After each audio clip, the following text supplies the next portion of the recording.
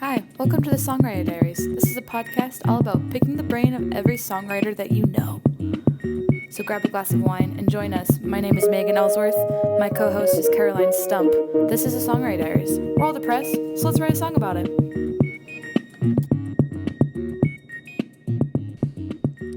Oh, hello. Hi, we're back. We're back with another episode of season 9 of the Songwriter Diaries. Yes, this one is so good, so prepare yourselves.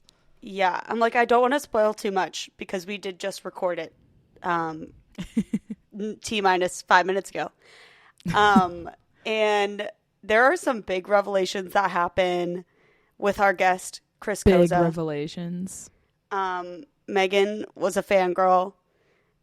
I fangirled so hard. We're friends in real life, and I didn't know so much about him, and I know that it now, and I almost pooped my pants. Still starstruck. He's incredible, so kind, so funny, so supportive. Yeah. Kept asking us about ourselves, and we're like, no, Chris, this is about you. This is your interview. But just so lovely. I had not met him before, and he is incredible. What a guy. So I made a new friend. Meg discovered things about their friend that they didn't know. And come on this journey with us. Meg, what are you up to this week? This following Sunday is my fucking birthday, bitch. Birthday! So I'm going to be partying all week. Starting Thursday pretty much, and so that's my plan, just to have a good time and celebrate my birth. We're here for a good time, not a long time, people. So true. Oh, incredible. Yes. What are you up to, Caroline? Oh my god, same old, nothing. I have been so exhausted. This just goes into a full-blown therapy session. Ever since getting back from my vacation, I've just been so tired because I don't think I've given my body enough time to rest. Mm-hmm. And then I'll have friends in town, or I'll go to a show, or other things happening, and I don't just chill. Mm-hmm. And then it all catches up to me, and then I'm behind on everything because I'm like, oh, the free time I have, I just want to chill. So I'm trying to get back into a good rhythm of life. I'm taking today's a Sunday. As we're recording. So I'm taking this Sunday as a reset. Yes, I love that. Yeah. So you need that. I'll let you know how it goes. All right. Keep us posted, me and the listeners. We're curious about you. Well, I hope everyone dives deep into this episode and enjoys it. Chris is amazing. Yes, incredible. So keep listening. This is Chris Koza. Hello. Oh, hello. We're so excited. Season 9 is still going strong. And we have Chris Koza. Hi, Chris. Hey, good morning, Caroline and Megan. Yeah, and for all of you listeners, Chris is currently wearing an Ellsworth shirt, so I already feel like I'm intruding on some some friendship magic right now. This is everything. Yes. Well, I love that you're wearing it. Well, I set it out last night specifically for the interview today. I was like, I want to make sure I choose the right shirt. Yeah. That's amazing. Yeah. Well, Meg and I, we've run into one another at a few performances. I've gotten to know your music a little bit, and it's cool. And that's how I learned about Songwriter Diaries. Yay! Yeah, I still have I have a vinyl of yours. The or maybe just a CD. I think it's vinyl. I think it's in vinyl. Time. It's in real time. Yeah, it's cool. So good. Yeah, that's a great album. Thank you. Yeah. Well, let's just dive right in and have you introduce yourself and tell us a little bit about how you started writing music. Sure. Well, my name is Chris Koza. I've been a songwriter for as long as I can remember. I grew up in Portland, Oregon. I got really into music from a very young age. I heard the song, the Entertainer, that Scott Joplin ragtime piano song, and I was like, oh my God, like that little kid energy where you're just like, you don't know how to like articulate or express anything. So you just kind of like do one of these, you just bounce around. So I think I heard that and I was bouncing around. And then I took some piano lessons as a youngster, and then switched over to guitar and started writing my own songs in high school. And went to St. Olaf College, which is in Minnesota, and studied music there for a little bit, played in a jazz band, was involved in choirs. And then afterwards, when I graduated, I decided I needed to teach myself how to do recording and producing. And so that's when I got started working with like, all the Fruity Loops and all like these real rudimentary DAWs at the time, and eventually learned Logic, and now I work on Pro Tools and Logic, and I've been making music and making my albums. I got like 15 or 16 of them now, and just been doing it for a while. That's crazy.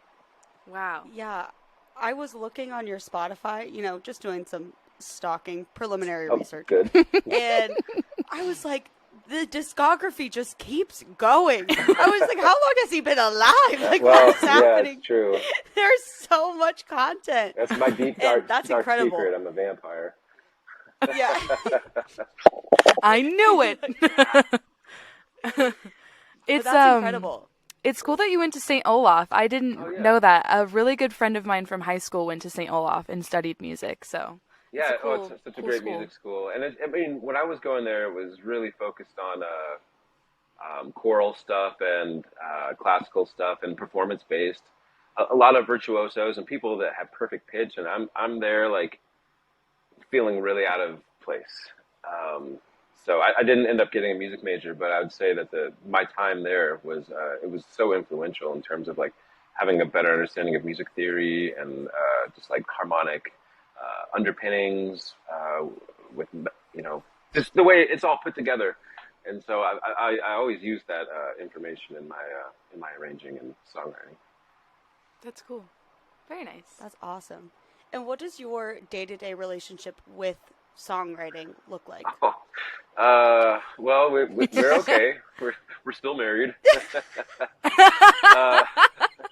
But I don't say that I don't write songs every day. I tend to like have a period of time where I'm like generating ideas and kind of like creating sketches. And then the rest of the year is basically trying to go back to those sketches and to fill them out. And for me, it works better that way. I got so many, half-finished songs or half-finished recordings that I think are great songs, but it's like I can't share them with the world until I finish them. So I don't need to I don't feel like I need to sit down and write a new song every day in terms of my practice. It's fun. I mean, making a song or an idea is like, that's where so much of the energy comes from, is like when you're in that little like creative nebula. But yeah, that's where my relationship is. It's like we're like really good friends, but we don't need to talk every day. Love. That's amazing. I love that analogy. Okay. So what does your songwriting process look like when you do start, or when you go back to those sketches? Yeah. And also, do you co-write often or at all? So, well, actually, this week I was working on some co-writes with Nice. my agency, my publishing agency that I work with out of Minneapolis. So what that looks like is I'll like create a chordal bed on guitar, and somebody else will do the production for the track, and then it's up to me to top line it and do the lyrics for it.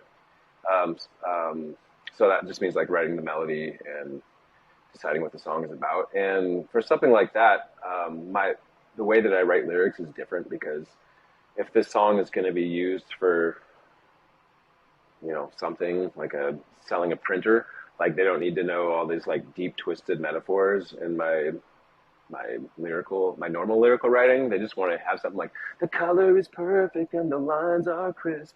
So I just have to come up with something a little bit more basic. I mean, but not devoid of soul and like quality, but that's what the songwriting process is for that. It's more just like a like Wordle or a crossword puzzle or something. Like I just gotta fill in the blanks. But when I'm writing for my own stuff, I really like to make the music like have a physical relationship. So it's a lot easier for me to write a song that really means something personal to me if I can like have a guitar or have a piano and hum and figure out what the gobbledygook is leading me to tell a story about. Totally. And if I'm rambling on too much, you just like give me the Apollo cane and yank me off of that, yank me off of this stage. No. This whole podcast is just rambling. Okay. Honestly, like we're pro ramble. pro ramble. Pro ramble. We don't take a lot of stances, but pro ramble, we take that stance. That's one of our stances. Okay. One of our many stances. Good. Does the songwriting process? I mean, it obviously does, but between your instrumental music and lyrical music, like, what's the difference? Like, how do you approach it differently? Well, the instrumental music, I feel like I can just be as free as I want to with, time signatures and chord changes or key changes and just how all the different parts of the arrangement are working together. Like I can be very adventurous because the story is being told through all those components. Whereas if it's just like a standard, folk song or pop song or something, I'm not trying to write prog rock or like prog folk or anything. And sometimes they veer a little bit in that direction, but I like to keep it succinct whenever possible, without being too predictable or, I do like to try to push my own understanding of songwriting further along a little bit every time. Yeah, and do you play all of those instruments that are on that instrumental album? No. That would be like mind blowing. Yeah. I know. I was like, wait, but how? It always shocks me how people can write for instruments that they don't play, just because that's so out of my realm of understanding. Yeah.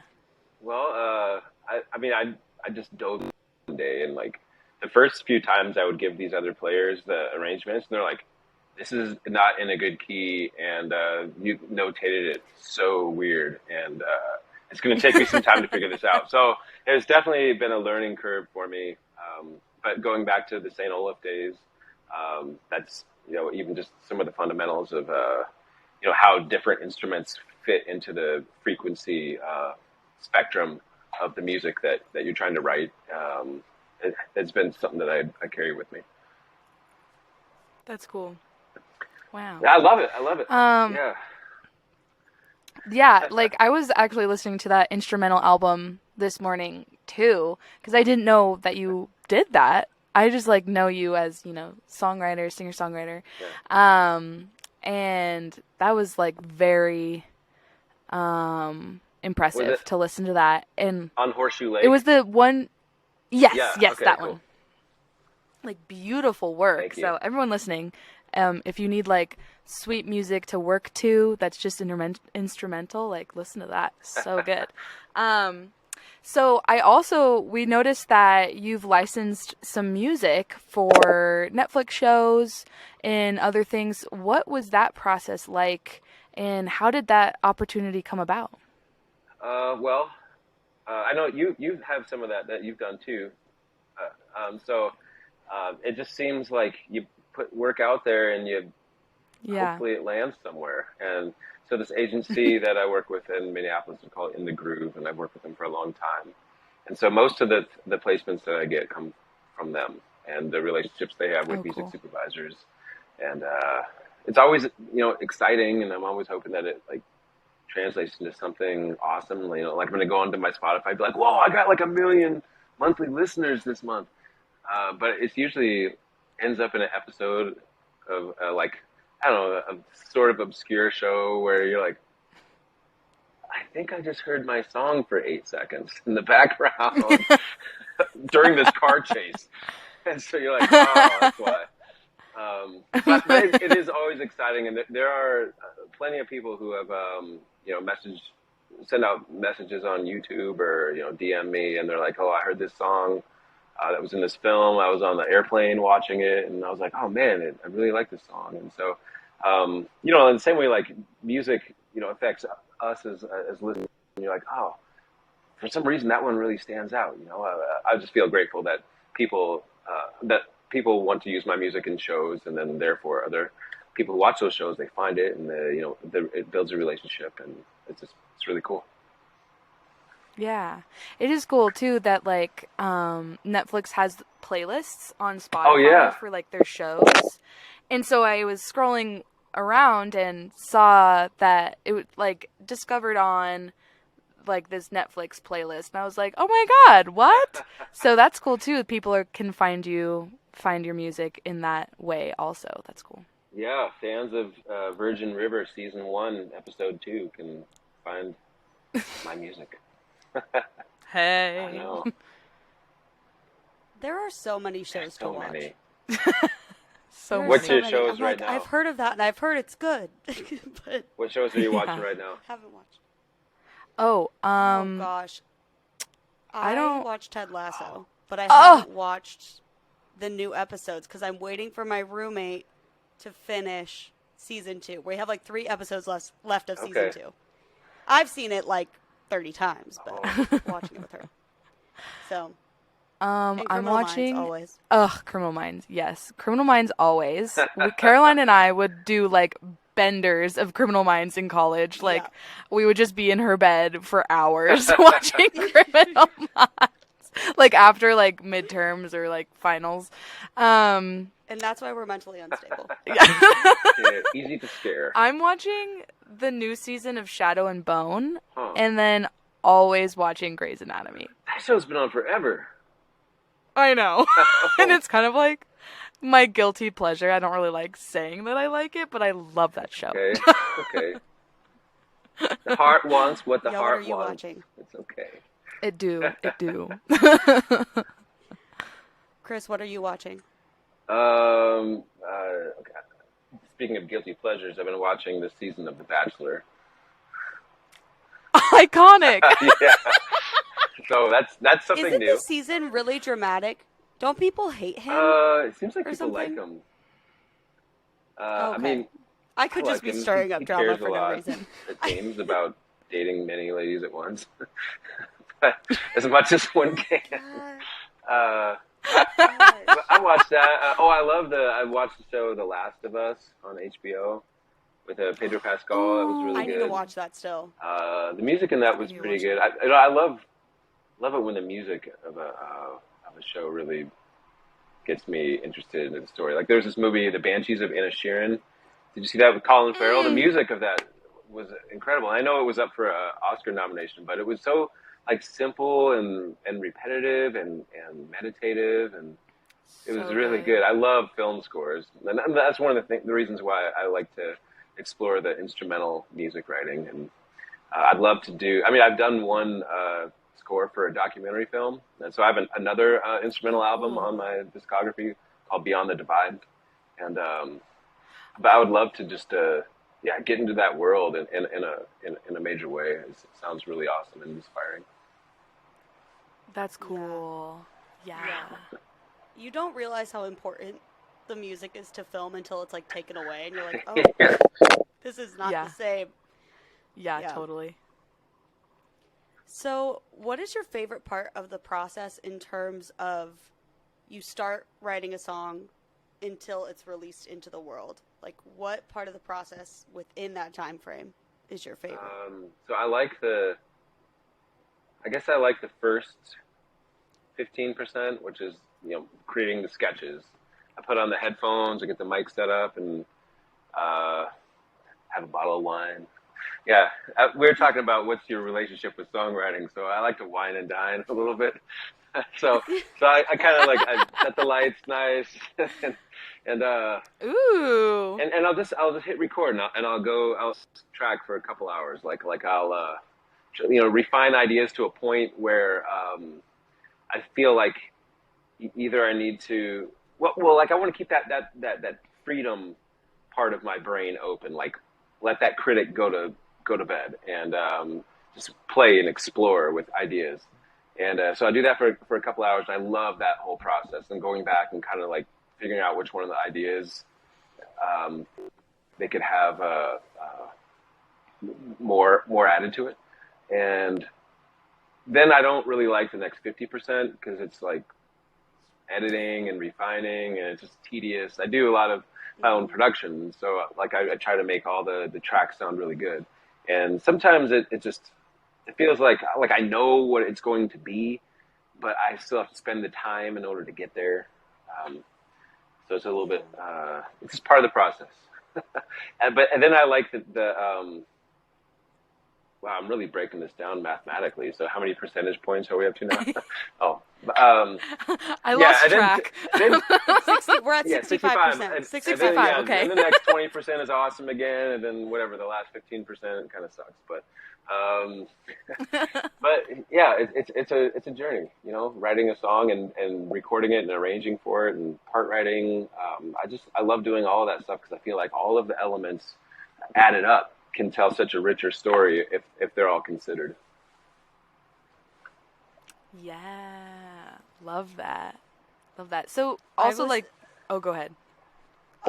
No, what I had to say was completely irrelevant. I'm not going to lie, I tuned out for the last part of what you said because I was trying to add up the percentages in 65. my head because you did it so quickly and I was like, is that right? And then it was Okay. right. But It was right.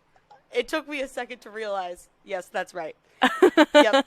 That was what was happening in my face right now. I was like, Well, that's the danger of being pro ramble. Somebody on here just spewing stats, and you're like, you know? we got to stand for something. I got to make sure I got to fact check. So you didn't get a music major in college? Did you get a math major? No, What I was your did major? studio art and philosophy. So Ooh. not math. Math was fine, but I wasn't like the greatest student.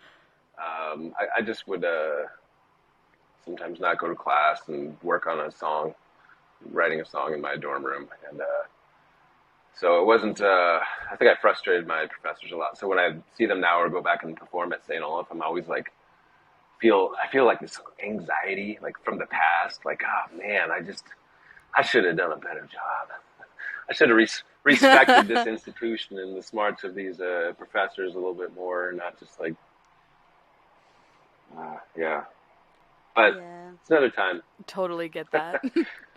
Yeah, I was so glad to not be in school. Yeah, I was the same way. Like, our friend group, Caroline and Alana, and mainly you two, were very good at school and like A's and very good grades. And I was like, I had a scholarship where I had to get a 3.5 GPA, and I skated by every semester with like a exactly 3.5 or like a 3.49. I was like, hey. Yeah. B's get degrees, even C's get Oh, degrees. that's I like that motto. Yeah. See, I loved school, but I have nightmares about it. Ugh. I have nightmares about forgetting my locker combination. I haven't had a locker since like a decade ago. And I have nightmares that I've forgotten the combination and everything's in there. And I can't register that it's a dream. And so I'm just panicking. And I wake up in a sweat and I'm like, oh my God. Oh my God. Yeah. But That's awful. Not a good night of sleep. So I had a side question to go off of what was your favorite part of the process question. And that is, when you release a song, since you're with an agency, like what does that look like compared to do they help? Do they promote? What's that look like? Well, my relationship with them is, for most of my music, it's not exclusive, so they have it and they use it and they push it, and but it's all on the licensing side of things and the sync side of things. So Okay. they don't really have anything to do with when I'm going to try to release a single or an album. I mean, they'll send it to their supervisors, but they don't, do anything else. Which is okay. Okay. I mean, I kind of know how it's going to break down. So I'm free to release anything at any time, as much as I want, on any platform. DIY. Love it. Speaking of releasing anything and everything, you released 2 albums in 2021. What was that like? Well, it was good. Whenever I release an album, I'm like, finally, I got this one off my plate, because I have so many so many tracks that it's just at a certain point, like, I got to like turn my focus into one project, and like I got to finish this instrumental album. So that was all like songs I wrote in 2020 during the lockdown, the first part of the lockdown, and then it took me about a year to get all the to write the arrangements and to get the players to send it back and to have it mixed. So that's its own siloed little thing. It's a lot of work, but I've been doing it for a long time and released so many albums. It's just like hooray when one gets out in the world. And I want to get back to the plate where that place where I have a clean plate, where it's like, oh, I can go back into that like that sketching zone and like not have any feel like, well, you could really be using this time to finish this other project, or you could be using this time to update your website or something else. Like, there's always a million things you can do, and putting an album out into the world, or having a finished one, just like you have it in your back pocket, and you feel so good. You're like, oh, when I drop this, game's gonna change, and you're like, oh well, the game is pretty much still the same. It's fun. I love putting out albums, and I have a band called Rogue Valley, and I'm just finishing the artwork for a new album with that group, and we're going to put that out later this summer. And that's with that band. We've had some people find our music. We had a song that was on a movie, The Secret Life of Walter Mitty, a long time ago. And holy wait, hold on, wait. Get the fuck out of here. Get the fuck out of here, Chris. That's literally... He's gone. He left. That... Oh my God. You're kidding. That was literally my favorite movie of all time. Really? That's like top five, one of my favorite movies. And in high school, I listened to that soundtrack back to front to back, over and over and over again. So wait, which song? It's called The Wolves and the Ravens. Oh my God. You know God. that one? Yes! Yeah. That is literally insane. That's you? Yeah. I feel like I'm meeting my hero all over again. Oh my God, that's so absurd and amazing. Absurd connection. Wow, I'm fangirling. That's so cool. Yeah. Wow. So we put out 4 albums in 1 year, and that was a lot of work, and I just felt drained, like creatively drained. I was a little bit cranky for like a year afterwards. Probably drank a little too much, and didn't exercise enough. But yeah, I've been working on the album since 2018. Started writing for it, and then I got the master back last week. So it'll be a double LP, 20 tracks, and I think it's beautiful, and I can't wait. I'm gonna put it out in June. I'll send you, I'll send you both of you a link. You can check it out when you have time. Yes. Oh my God. I'm so excited. Meg is still freaking out over this movie. Do I need to watch this movie? Oh my God, you've never seen it? It's so good. It's a super sweet film. Okay. It's like kind of an indie film, but what's his face is in it? Ben Stiller. Adam Scott and Kristen Wiig, I think. Oh, I love Adam Scott. Kristen Wiig is in it. Yeah. It's like stellar cast. Really good. Really It's good. Beautiful too. I was shot in Iceland. Obsessed. Yeah.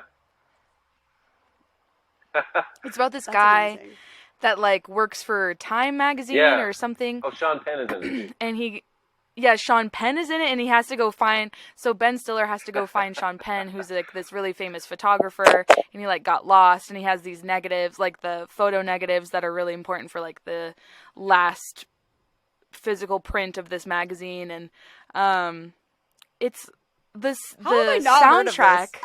The soundtrack, Chris, you should be very proud. It is such a good soundtrack, it's really and good. Jose Gonzalez is on it, of Monsters and Men, Junip, Rogue Wave, Rogue Valley, obviously. I love how we're promoting a movie that came out so long ago. Like 2013. Yeah. Like literally a trying to decade get ago. people to watch December this movie. 2013. I think it came out around Christmas. Oh my That's- gosh. Almost the 10-year anniversary. Yeah, crazy. Yeah, and somehow Well- Ingrid Michaelson heard that song and she like tweeted about it. And at the time my booking agent was able to hook me up with a 3-week run supporting Ingrid and her band around the Midwest and East Coast. So that was pretty cool. Came from that. Wow. That's amazing. Wow. For everyone listening wait, to the that goes- podcast, That Caroline goes and I's jaws were seamlessly on the into our floor. next question. Yeah! Look at that transition, Chris. Oh, you're Beautiful. so on top of it. Which moment of your career are you proudest of and why? I would say the moment that comes to mind right now is the first time that me and my band played at First Avenue, which is like a really iconic music venue in the Twin Cities. It's like the Yeah, house that's that Prince incredible. built, but that was back in I think 2008, and I had just worked really hard on this album called The Dark Delirious Morning, and there was this really cool radio station in town at the time called The Current, and they're still there, but they were like really a lot of energy behind them, and everyone was listening to The Current, and they started playing a bunch of songs from that album, and there was just this like buzz around the show, and I mean it's a huge venue. I don't know, the sellout's like 1,400 people or something, so we didn't sell it out, but there was a line going around the block, and we were in there sound checking, and I mean there's probably like 700 people in there, and people were just like, "Oh, this is awesome! You're gonna be a big star," or whatever. And I'm like, "We'll see how things go." Like, you just don't know how things go. But at that moment, like when you're on stage and you're releasing something, and there's so much energy coming back at you with all the energy you're putting out there, you feel like you've arrived. And I mean, it's a moving island. Like you've arrived there, but it's not this place of permanence. And but I'll never forget that night. It felt super special. Wow, that's beautiful. Yes, Oh my I love gosh. that. What a great answer. That's great. So we've come to that time in the podcast where it's the last question, and we ask everyone this question, and I think it's my favorite one because we always get really unique answers to it, and that is, why do you write songs?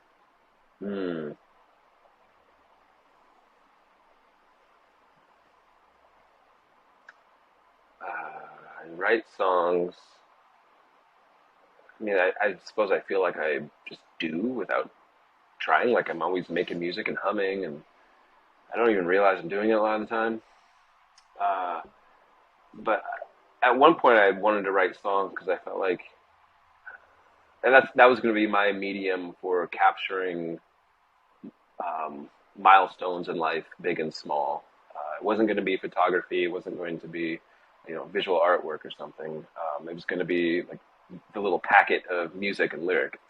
And so for a long time, especially before social media was a big thing,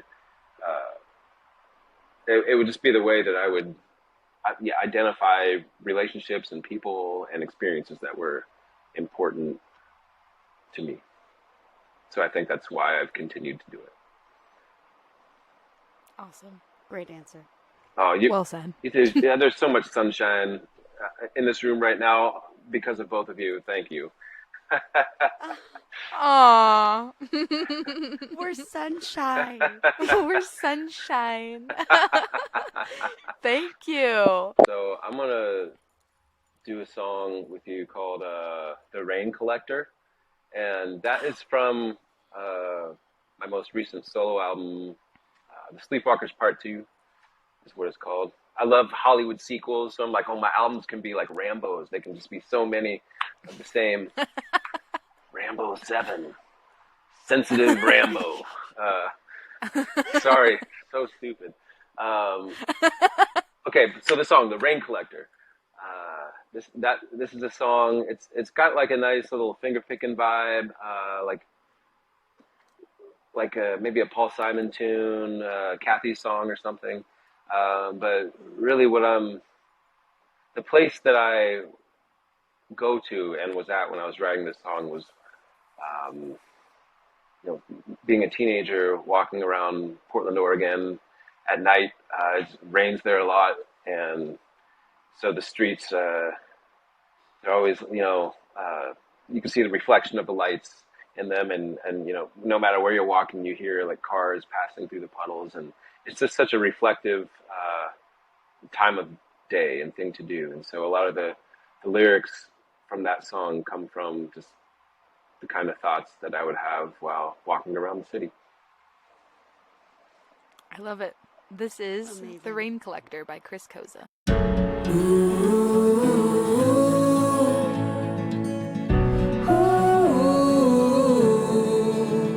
Well, suppose all of the screens died and people woke up from the middle of their lives, pale skin and crooked spines, didn't know that they had their own minds where dreams were growing like secret vines and swallowing up whole the world we used to know. If you see me sleepwalking, shake me, wake me up. Down the middle of the street, over by the river where the city is shimmering, I might beg you let me sleep, but don't you let me be alone. If you find me sleepwalking, I want you to be the one to bring me home. Well, suppose time didn't move so fast, and the years didn't collect like rain in a wine glass. Weathered skin and worry lines wouldn't show, even if the light wasn't just right. And the light is something that shines from the inside, catching shadows of our youth, dancing on the moon. Ooh, if you see me sleepwalking, shake me, wake me up. Down the middle of the street, over by the river where the city is shimmering, I might beg you let me sleep, but don't you let me be alone. If you find me sleepwalking, I want you to be the one to bring me home.